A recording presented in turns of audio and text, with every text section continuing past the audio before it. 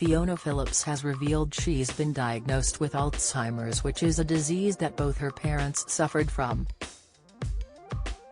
The former GMTV host, 62, who is also a Mirror columnist, lost both mum Amy and dad Neville to the degenerative illness. Speaking of her bombshell diagnosis, which she was given 18 months ago, the star explains, "I just felt more angry than anything else because this disease has already impacted my life in so many ways. My poor mum was crippled with it, then my dad, my grandparents, my uncle."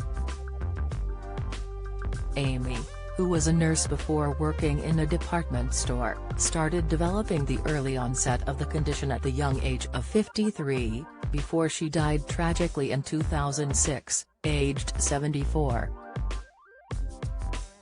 Whereas her father was found to have the same condition in his early 60s, and he passed away in 2012, aged 76, after spending the end of his life in a warden-assisted flat, before moving to a psychiatric hospital. Back in 2016, Fiona opened up on the This Morning sofa about the difficulties of caring for her sick parents. The star first noticed that her mum was ill when she arrived at their house one Christmas with her husband, This Morning boss Martin Frizzell. She was excited to tell her parents she was 4 months pregnant. "We got there and mum was really cold, and there was no food in the house even though it was Christmas," Fiona said. "It was so unusual. She was very cold and her eyes were dead and she was crying all the time, and Dad was beside himself. Little did we know he had it as well, but he was at an earlier stage and she was at a later stage. Then on Christmas morning there were really bizarre presents, like my youngest brother had an orange ladies jumper." In 2009, her father's illness became apparent when he was arrested by police for driving erratically. The police got hold of him and breathalyzed him. "He hadn't been drinking. They bunged him in a cell and told no one," explained Fiona. "The next moment I saw him, we were visiting mum and he came stumbling in. I said, 'Dad, where have you been?' He said, 'I've been in a police cell.' I said, 'Why?' We didn't know he had Alzheimer's at this point, and he couldn't tell me why. I phoned up the police and they couldn't tell me why because of confidentiality." Caring for both her parents and her 2 sons was of course difficult for the journalist, as she once explained in her Mirror column.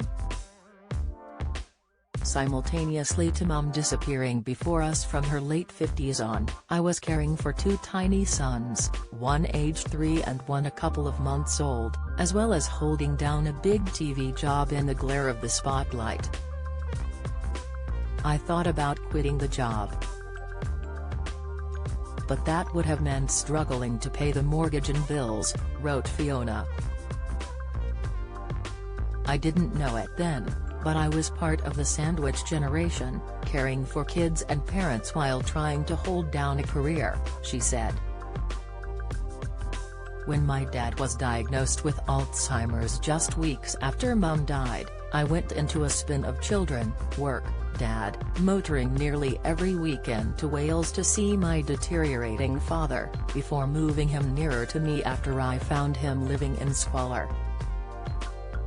My poor husband rarely got a look in," added Fiona. The presenter and writer, who has 2 adult sons, Nathaniel and Mackenzie, with Martin, also had to deal with the guilt of not having known the signs of her mother's condition when she first became sick in the late 1990s. "We went to our cousin's wedding and mum was all over the place," said Fiona.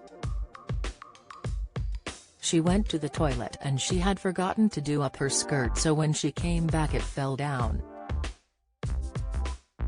Everyone was laughing and she burst into tears. She said, 'There's something wrong with me,' but we were just saying, "No, you'll be fine." On top of this, she describes the death of her father in 2012 as akin to manslaughter, and deeply regrets not seeking justice after he passed away from organ failure. Neville was treated at the mental health unit in Hampshire shortly before he died, after being moved from the specialist dementia care home. It was here that she was given a long list of medication, which she was shocked to find included an antipsychotic. "Every time I went to see him he was either slumped in a chair or shuffling around aimlessly, right past me sometimes, when before, despite having forgotten my name, he used to smile at me and say, 'You're mine,' with a big grin on his face. Each time I visited, he deteriorated. He piled on weight, couldn't get up without assistance and was clearly over-medicated," Fiona revealed.